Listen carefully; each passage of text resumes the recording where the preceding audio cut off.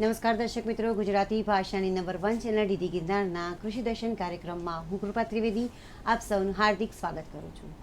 દર્શક મિત્રો, આપણું ગુજરાત રાજ્ય એ કૃષિ ક્ષેત્રે વિવિધતાસભર રાજ્ય છે અને આપણા ગુજરાત રાજ્યના અલગ અલગ વિસ્તારો તેની જમીન, આબોહવા અને પાણીની બાબતમાં વૈવિધ્યતા ધરાવે છે અને આથી જ અલગ અલગ વિસ્તાર અને પ્રદેશ પ્રમાણે પાકોની વિવિધતા અને વિશેષતા પણ આપણને જોવા મળે છે. મિત્રો, જેમ કે સૌરાષ્ટ્ર વિસ્તારમાં મગફળી પાક તો ઉત્તર ગુજરાત વિસ્તારમાં બટાકાનું વિશેષ વાવેતર જોવા મળે છે. તો આવી જ રીતે ભાલ વિસ્તારના પાકો પોતાની આગવી વિશેષતા ધરાવે છે. આ ભાલ વિસ્તારના પાકો કયા કયા પાકો કઈ આગવી વિશેષતા ધરાવે છે એ બાબત પર આજે આપણે માહિતી મેળવવાના છીએ. જી હા મિત્રો, આજના આપણા કાર્યક્રમનો વિષય છે ભાલ વિસ્તારના પાકો અંગેની માહિતી. આ વિષય પર વિગતવાર માહિતી અને માર્ગદર્શન આપવા માટે વિષય નિષ્ણાત તરીકે આજે આપણી સાથે ઉપસ્થિત છે શ્રી N.R. બુંબડિયા સાહેબ, કે જેઓ મદદનીશ સંશોધન વૈજ્ઞાનિક તરીકે કૃષિ સંશોધન કેન્દ્ર આણંદ કૃષિ યુનિવર્સિટી અરણેજ ખાતે પોતાની ફરજ બજાવે છે. નમસ્કાર બુંબડિયા સાહેબ, કૃષિ દર્શન કાર્યક્રમ અને સ્ટુડિયોમાં આપનું હાર્દિક સ્વાગત છે. ભાલ વિસ્તારના પાકો અંગેની માહિતી અમે આપની પાસેથી મેળવીશું. તો સૌપ્રથમ એ જ પ્રશ્ન સાહેબ કે ભાલ વિસ્તાર અને દરિયાકાંઠાના જે પ્રદેશો હોય છે, વિસ્તાર હોય છે, ત્યાંની આબોહવા કેવા પ્રકારની હોય છે વિશે સવિસ્તાર માહિતી આપવા વિનંતી. આપણે ખૂબ જ સરસ પ્રશ્ન કર્યો. ભાલ અને દરિયા કાંઠા આબોહવા વિસ્તાર એક ગુજરાત રાજ્યના 8 ખેત આબોહવા વિસ્તારમાંનો એક ભાગ છે. આ વિસ્તાર ભૌગોલિક દૃષ્ટિએ નાનો છે, પરંતુ તેની વિષમ કૃષિ પરિસ્થિતિ તેમજ તેનું આગવું વિશેષ મહત્ત્વ ધરાવે છે.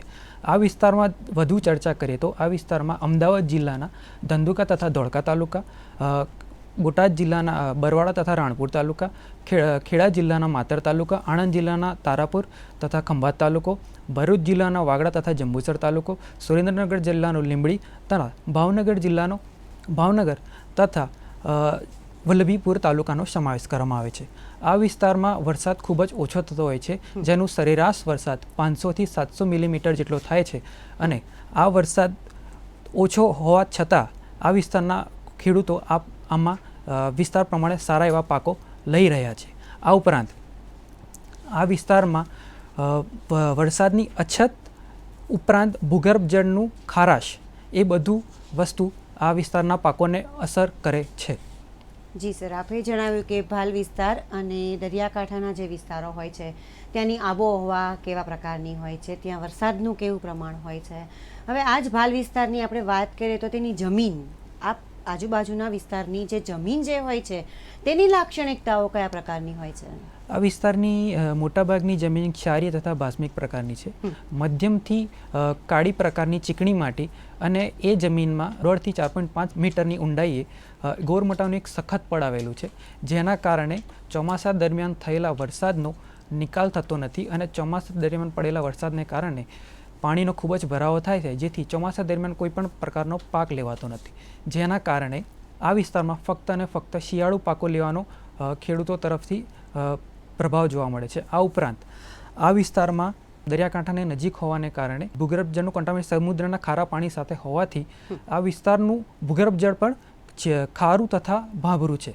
એટલે આ વિસ્તારના ખેડૂતો આ ખારું તથા ભાભરું પાણી પણ ઉપયોગમાં લઈ શકે તેમ નથી, જેથી ખારું તથા ભાભરું પાણીનો વપરાશ ન થઈ શકે, ઓછો વરસાદ અને ચોમાસા દરમિયાન પાક ન લઈ શકવાની જેવી વિષમ પરિસ્થિતિમાં પણ આ વિસ્તારના ખેડૂતો પાક લઈ શકે છે.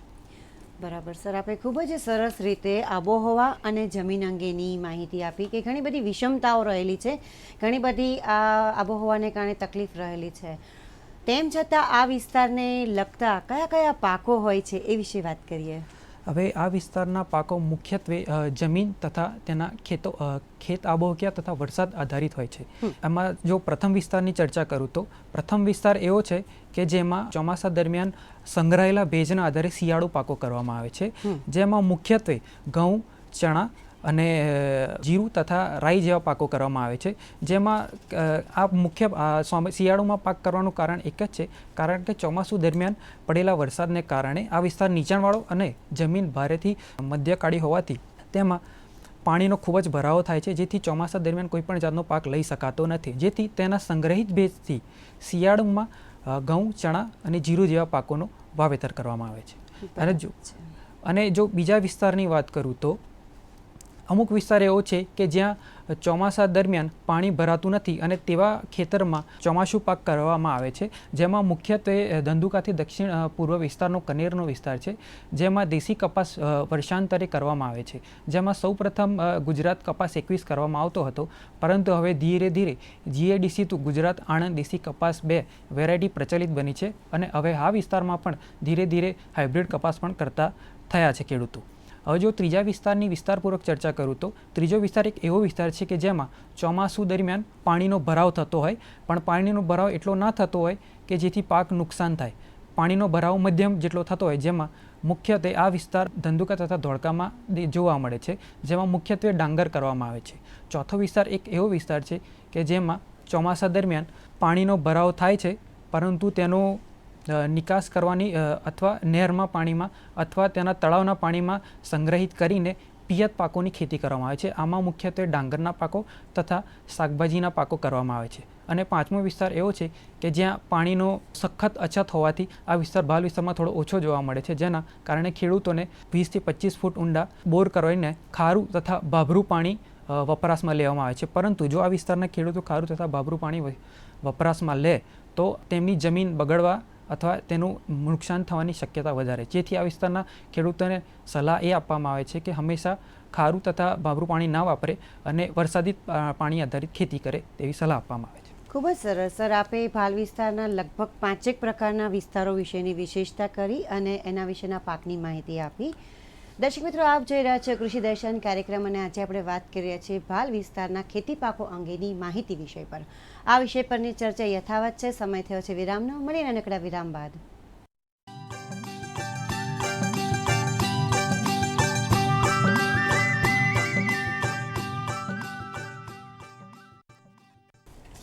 દર્શક મિત્રો, વિરામ બાદ ફરીવાર આપ સૌનું હાર્દિક સ્વાગત છે. આપ જોઈ રહ્યા છો કૃષિ દર્શન કાર્યક્રમ. ભાલ વિસ્તારના ખેતી પાકો અંગેની માહિતી, આ વિષય પર શ્રી NR બુંબડિયા સર આપણને ખરેખર ખૂબ જ અગત્યની વાત કરી રહ્યા છે અને માર્ગદર્શન આપી રહ્યા છે. આપણી ચર્ચાને આગળ વધારીએ. સાહેબ, વિરામ પહેલાં આપણે ભાલ વિસ્તાર અને દરિયાકાંઠાના વિસ્તારની આબોહવા, જમીન અને તેને લગતા લગભગ 5 વિસ્તારને પાકોની માહિતી આપી.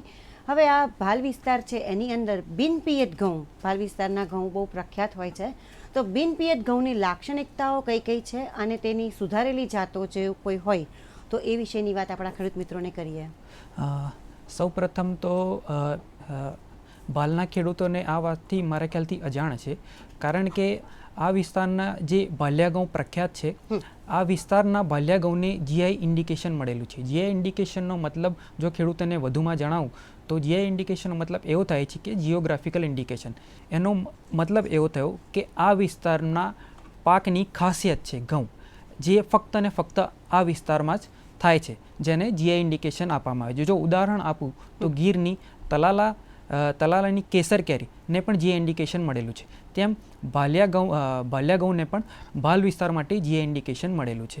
હવે જો તેના વેરાયટી વિશેની વિસ્તૃત ચર્ચા કરું તો ભાલ વિસ્તારમાં સૌપ્રથમ ઘઉંની વેરાયટી 1981માં ગુજરાત ઘઉં એક જાત બહાર પાડવામાં હતી અરણ્ય કેન્દ્ર દ્વારા, અને આ જાત ખૂબ જ સારું ઉત્પાદનને સારું પોટિયાપણાથી ઓછો નુકસાન થાય તેવી જાત હતી. આ જાતનું અત્યારે લોકલ માર્કેટમાં પણ તેને ચાસિયા ઘઉં તથા ભાલિયા ઘઉં તરીકે ઓળખવામાં આવે છે. પરંતુ જેમ જેમ સમય જતો ગયો તેમ તેમ આ બિન પિયત ઘઉંનો વિસ્તાર હવે પિયત તરફ જવા વળ્યો છે, કારણ કે પિયત વિસ્તાર વધી રહ્યો છે, એટલે કે નર્મદા કેનાલનો એરિયા પણ વધી રહ્યો છે, જેના કારણે બિન પિયત ઘઉંમાં પણ હવે પિયત આપવાનું શરૂઆત ખેડૂતોએ કરી હતી અને કૃષિ વૈજ્ઞાનિકોએ પણ તેમને સલાહ આપી હતી. પરંતુ જ્યારે પિયત આપવાની શરૂઆત કરવામાં આવી ત્યારે આ ઘઉંમાં સફેદ કલરના ઉત્પાદન તો મળ્યું, પણ સફેદ કલરના દાગા પણ જોવા મળ્યા, જેના કારણે APMCમાં તેમની માર્કેટ વેલ્યુ ઘટવા લાગી હતી. જેથી આ વસ્તુનું અને આ સમસ્યાનું નિવારણ લાવવા માટે ખેડૂત મિત્રોની માંગને ધ્યાનમાં રાખીને સંશોધન કેન્દ્ર દ્વારા 2017માં ધંધુકા કેન્દ્ર તરફથી GADW3M ઘઉંની નવી જાત બહાર પાડવામાં આવેલી હતી. આ જાત 2 પિયત સાથે સારામાં સારું ઉત્પાદન આપતી હતી અને તેમજ આ જાતમાં પ્રોટીનના ટકા 14.5% જેટલા છે અને બીટા કેરોટીનનું પ્રમાણ પણ 21.5 ppm જેટલું છે, જે ખૂબ સ્વાસ્થ્યપ્રદ છે અને સ્વાસ્થ્ય માટે ખૂબ આપણા માટે ફાયદાકારક છે. તેમજ આ ઘઉંની વિશેષ વાત એવી છે કે આ ઘઉંના દાણા કઠણ છે અને ખાવામાં ખૂબ જ મીઠા હોવાથી આ જાતનું આગવું સ્થાન ધરાવે છે.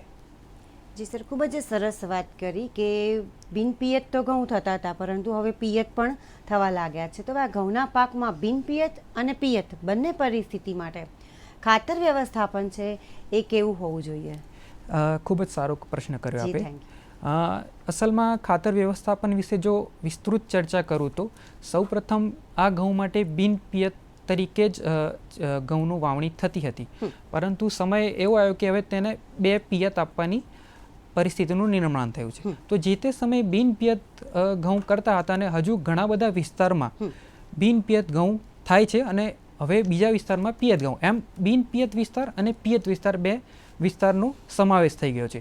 જેથી બિનપિયત વિસ્તાર માટે ખાતરની ભલામણની વાત કરું તો 20 કિગ્રા નાઇટ્રોજન અને 15 કિગ્રા ફોસ્ફરસ પાયામાં આપવાની ભલામણ છે. અને જો પિયત ઘઉંની વાત કરું તો સૌપ્રથમ 2 પિયત 21 દિવસે અને 45 દિવસે આપવાની ભલામણ છે, જેમાં પાયામાં 12 કિલો નાઇટ્રોજન અને 40 કિલો ફોસ્ફરસ અને પ્રથમ પિયતે એટલે કે 21 દિવસે 24 કિલોગ્રામ નાઇટ્રોજન અને દ્વિતીય પિયત મતલબ 45 દિવસે 24 કિલોગ્રામ નાઇટ્રોજન આપવાની ભલામણ છે. આમ ટોટલ 60 કિલોગ્રામ નાઇટ્રોજન અને 40 કિલોગ્રામ ફોસ્ફરસ આપવાની ભલામણ કરવામાં આવેલી છે. જો વધુમાં જો તમે જમીનના નમૂનાનું પૃથ્થકરણ કરાવેલ હોય તો આ નમૂનામાં જો જસત તત્વની ઉણપ જણાય તો તમારે જસત તત્વની ઉણપની પૂર્તિ માટે 25 કિગ્રા ઝીંક સલ્ફેટ પ્રતિ હેક્ટર આપવાની ભલામણ કરવામાં આવેલ છે. જી સર, ખૂબ જ સરસ વાત કરી. આ ઘઉંના પાક છે એની અંદર મુખ્યત્વે કયા કયા પ્રકારની જીવાતો જોવા મળતી હોય છે અને આ જીવાતોને નિયંત્રણમાં કેવી રીતે લાવી શકાય એ વિશે આપણે ખેડૂત મિત્રોને માહિતી આપીએ. આ મુખ્યત્વે બિનપિયત ઘઉંમાં ગાભમારાની ઈયળ અને ખપેડીનો ઉપદ્રવ ખૂબ જ વધારે પડતો જોવા મળે છે. અને ગાભમારાની ઈયળનું જો નુકસાનીની વાત કરીએ તો ગાભમારાની ઈયળ એ પીળાશ પડતી સફેદ કલરની હોય છે, આગળથી અણીદાર અને 6.5 મિલીમીટર લંબાઈ ધરાવતી હોય છે, જે ઘઉંના ગર્ભને કોરી ખાય છે, જેથી તેને ગાભમારાની ઈયળ કહેવામાં આવે છે. આ ઈયળ મેઇન થડને કોરી ખાય જેથી મેઇન થડ સુકાઈ જાય છે અને કંટી સફેદ કલરની થઈ જાય છે, જેના કારણે તેમાં દાણાનો ભરાવ થતો નથી. જો તેના સંકલિત વ્યવસ્થાપન વિશે વિસ્તૃત ચર્ચા કરીએ તો આ ઈયળને નિયંત્રણ માટે સૌપ્રથમ ઉનાળામાં ઊંડી ખેડ કરવી જોઈએ, જેથી કોશેટાનું જમીન પર આવે અને સૂર્યપ્રકાશમાં તેનો નાશ થાય. અને જો ખાતર તરીકે દિવેલીનો ખોળ તથા છાણિયું ખાતર વપરાશમાં આવે તો ચોમાસા પહેલાં જો તેને નાખવામાં આવે તો શિયાળુ પાક દરમિયાન તેનો ઉપદ્રવ ઓછો જોવા મળે છે. આ ઉપરાંત વાવણી દરમિયાન 8 મિલી પ્રતિ કિલો બિયારણ થાયોમિથોક્ઝાનો જો પટ આપવામાં આવે તો પણ તેનો શરૂઆતના સમયે તેનો ઉપદ્રવ ઓછો જોવા મળે છે. અને જો થોડો ઉપદ્રવ જોવા મળે તો આ નુકસાન પામેલા છોડને મૂળ સહિત ઉખાડીને બહાર ફેંકીને નાશ કરવો જોઈએ. આ ઉપરાંત જો વધુ ઉપદ્રવ જોવા મળે તો ક્વિનાલ્ફોસ 25 EC 20 મિલી પ્રતિ 10 લીટર અથવા તો ક્લોરોપાયરીફોસ 20 EC 20 મિલી પ્રતિ 10 લીટર પંપમાં છંટકાવ કરવાથી તેનું નિયંત્રણ મેળવી શકાય છે. આ ઉપરાંત જો ખેડૂતોના અનુભવે ધ્યાને લઈએ તો જો ખેડૂતો મર્યાદિત પિયતથી ખેતી કરતા હોય ઘઉં તો તે લોકોને 21 દિવસે અથવા જો 45 દિવસે પિયત આપે તો ગાભમાં રહેલી ઈયળ ગુગળામણથી પણ નાશ પામે છે. આમ આવું સંકલિત વ્યવસ્થાપનથી પણ આપણે ગાભમારીની ઈયળનો કંટ્રોલ કરી શકીએ છીએ. હવે જો ખપેડીની વાત કરું તો ખપેડી પણ એક બિનપિયત ઘઉંને નુકસાન કરે છે, સાથે સાથે જુવારના પાકો તથા શાકભાજીના પાકોને પણ ચાવીને તથા કાપીને નુકસાન કરે છે. જો તેના નિયંત્રણ વિશે ચર્ચા કરીએ તો ઉનાળામાં ઊંડી ખેડ દરમિયાન શેડાપાડાની ઊંડી ખેડ પણ કરવી જોઈએ, જેથી તેના કોશેટા તથા એના ઈંડાઓનો વિનાશ થાય. અને ત્યારબાદ જો તેનો ઉપદ્રવ બિનપિયત ઘઉંમાં જોવા મળે તો તેને ફેનવારેટ 0.5% 25 kg પ્રતિ હેક્ટર છાંટી દેવામાં આવે તો તેનો સારી એવી રીતના કંટ્રોલ થાય છે. અને જો તેને શેઢાપાડા પર નાખવામાં આવે તો તેને સંપૂર્ણપણે કંટ્રોલ થાય છે. જી સારું. દર્શક મિત્રો, આપ જોઈ રહ્યા છો કૃષિ દર્શન કાર્યક્રમ અને આજે આપણે વાત કરી રહ્યા છીએ ભાલ વિસ્તારના ખેતી પાકો અંગેની માહિતી વિષય પર. આ વિષય પરની ચર્ચા યથાવત છે. સમય થયો છે વિરામનો. મળીએ નાનકડા વિરામ બાદ.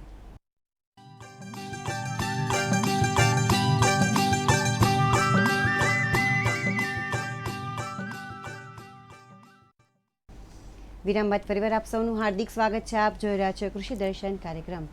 ભાલ વિસ્તારના ખેતી પાકો અંગેની માહિતી આ વિષય પર શ્રી NR બોમ્બડિયા સર ખરેખર ખૂબ જ અગત્યની વાત અને માર્ગદર્શન આપણને આપી રહ્યા છે. આપણી ચર્ચાને આગળ વધારીએ. બોમ્બડિયા સાહેબ, આપણે વિરામ પહેલાં ઘણી બધી વાતો કરી ભાલ વિસ્તાર અને દરિયાકાંઠાના વિસ્તારના પાકો અંગેની.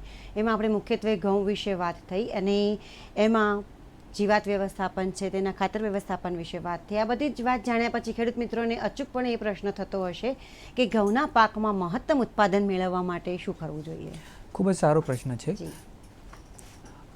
જો ખેડૂતોએ જો મહત્તમ ઉત્પાદન ઘઉંના પાકમાં મેળવવું હોય તો આપણે અગાઉ ચર્ચા કરી એમ ઉનાળામાં ઊંડી ખેડ કરો તો અને ખાતર તરીકે જો દિવેલીનો ખોળ તથા સારું કોવાયેલું છાણિયું ખાતર આપો તો ગાભમારાનો ઉપદ્રવ ઓછો જોવા મળશે, જેના કારણે જેની નુકસાનીથી બચી શકાય અને તેના ઉત્પાદનમાં વધારો થાય. અથવા તેના બાદ સંશોધન કેન્દ્ર દ્વારા બહાર પાડેલી જાતનું પણ સારા એવા પ્રમાણમાં ઉપયોગ કરવો જોઈએ. ઉપરાંત એના ભલામણ કરેલા દર અથવા એના ભલામણ કરેલા પિયત અને એના આધારે ભલામણ કરેલા ખાતરના જથ્થાનું પણ વિશેષ ધ્યાન રાખવું જોઈએ. મુદ્દે એવું કહેવા માગું છું કે જો તેની વૈજ્ઞાનિક ખેતી પદ્ધતિથી જો તમે ખેડૂતો એને ફોલો કરશો તો આપસીને ચોક્કસ મહત્તમ ઉત્પાદન મેળવી શકશો. બરાબર છે સર. હવે ભાલ વિસ્તારના ઘઉં વિશે તો વાત થઈ. હવે એ સિવાય ચણાના પાકનું જો ઉત્પાદન થતું હોય તો એની કઈ કઈ જાતો છે વિશે ટૂંકમાં માહિતી આપો. આમ તો ભાલ વિસ્તારમાં ઘઉં એક પ્રાદેશિક પાક છે અને ચણા પણ એક પ્રાદેશિક પાક કહી શકાય. ચણામાં આમ તો જોવા જઈએ તો અણજ કેન્દ્ર દ્વારા 1995માં ગુજરાત ચણા 2 એવી વેરાયટી બિનપિયત તરીકે વેરાયટી રિલીઝ થઈ હતી, જે ખૂબ જ સારી વેરાયટી હતી અને તેને લોકલ ભાષામાં બુટ્ટ ભવાની ચણા તરીકે પણ ઓળખવામાં આવે છે. આ ઉપરાંત હવે પિયત અને બિનપિયત પરિસ્થિતિમાં પણ સારું ઉત્પાદન આપે એવી જાત ગુજરાત ચણા 3 પર સારું એવું ઉત્પાદન આપતી જાતનો બહાર પાડવામાં આવેલી છે. બરાબર છે. ચણાના પાકની અંદર છે એ ઘણીવાર લીલી ઈયળનો ઉપદ્રવ વધારે જોવા મળતો હોય છે, તો એના નિયંત્રણ માટે છે એ ખેડૂત મિત્રો કયા પ્રકારના પગલાં અપનાવી શકે, ઉપાયો અજમાવી શકે? આમ તો ચણાના પાકમાં જો લીલી ઈયળનું નિયંત્રણ ફક્ત રાસાયણિક પદ્ધતિથી ન કરતા જો તેનું સંકલિત વ્યવસ્થાપન કરવામાં આવે તો તેનું અસરકારક રીતે આપણે નિયંત્રણ કરી શકીએ છીએ. જેમ કે વાવણી અને કાપણી બાદ તરત જ જો તેને ઊંડી ખેડ કરવામાં આવે તો જીવાતનું સૂર્યપ્રકાશ સામે નાશ થઈ જાય છે. ત્યારબાદ ફિરોમેન ટ્રેપ અથવા પ્રકાશ પિંજર હેક્ટરમાં 40થી 50 જેટલા ફિરોમેન ટ્રેપ નાખવામાં આવે તો નરફુદાનું કંટ્રોલ કરવાથી પણ ઈયળનો નિયંત્રણ કરી શકાય છે. આ ઉપરાંત ટ્રાઇકોગામા ભમરીથી જો તેનું પરજીવીકરણ કરવામાં આવે તો આ ભમરીથી પણ ઈયળનો નિયંત્રણ કરી શકાય છે.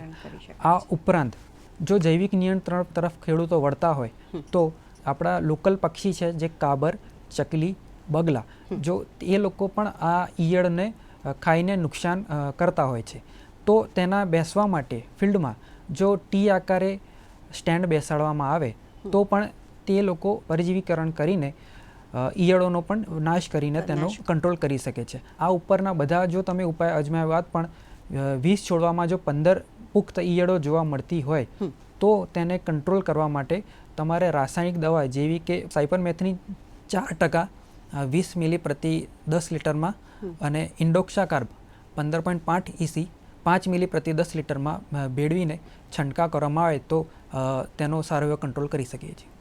જી સર. હવે ચણાના પાક વિશે વાત થઈ. આપે જણાવ્યું એમ ભાલ વિસ્તાર જે પ્રદેશ છે એની અંદર પ્રાદેશિક પાકોની વાત કરીએ તો મુખ્યત્વે ઘઉં અને ચણા વધારે જોવા મળતા હોય છે, પરંતુ આ ભાલ વિસ્તારના પ્રાદેશિક પાક ઉપરાંત કયા નવા પાકો લઈ શકાય એવી શક્યતાઓ છે એ વિશે વાત કરીએ. ભાલ વિસ્તારના આપણે સરસ વાત કરીએ. ભાલ વિસ્તારમાં પ્રાદેશિક પાકો તો ઘઉં અને ચણા છે જ. આ ઉપરાંત હવે નર્મદા કેનાલનો વિસ્તાર વધતા આ વિસ્તારમાં હવેથી પિયતનું પણ પ્રમાણ વધ્યું છે, જેથી જીરું જેવા પાકોનું આગમન થયું છે. દિવેલા જેવા પણ પાકો કરવામાં આવે છે.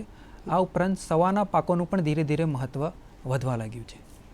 જી સર. આપે જણાવ્યું કે જીરું જેવા પાકોનું ઉત્પાદન વધી રહ્યું છે, તો આ જીરું પાકમાં એની જ મુખ્યત્વે વાત કરીએ તો એનું વધુ ઉત્પાદન લેવા માટે ખેડૂત મિત્રોએ કયા પ્રકારની કાળજી લેવી જોઈએ, કયા ઉપાયો અજમાવવા જોઈએ?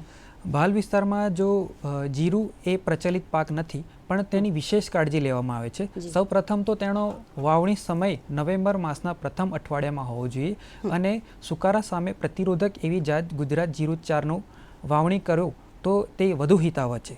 આ ઉપરાંત ભાલ વિસ્તારમાં ગાદી ક્યારામાં જીરુની વાવણી કરવામાં આવે છે. જો તેની વિશેષ વાત કરું તો સૌપ્રથમ જમીનની તૈયાર કરતી વખતે 1 થી 2 વખત ખેડ કરીને જમીનને ભરભરી બનાવીને જેમાં 2 થી 2.5 ફૂટના અંતરે 8 ઇંચ પહોળા અને 10 ઇંચ ઊંડા નીકો કાઢવાથી 2 થી 2.5 ફૂટનો એક પાટલો તૈયાર થાય છે, જેમાં 20 કિલોગ્રામ પ્રતિ હેક્ટર જીરુનું બિયારણ જો પૂંખીને વાવણી કરવામાં આવે તો મહત્તમ ઉગાવ મેળવી શકાય છે.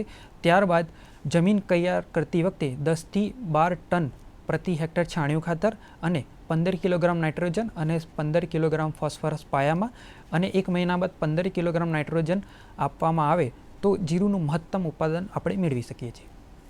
જી સર, ખૂબ જ સરસ માહિતી આપી કે જીરુનો પાક એ ખાસ મુખ્ય પાક નથી, તેમ છતાં તેનું વધુ ઉત્પાદન લેવું હોય તો કયા ચાવીરૂપ મુદ્દાઓ અપનાવવા જોઈએ.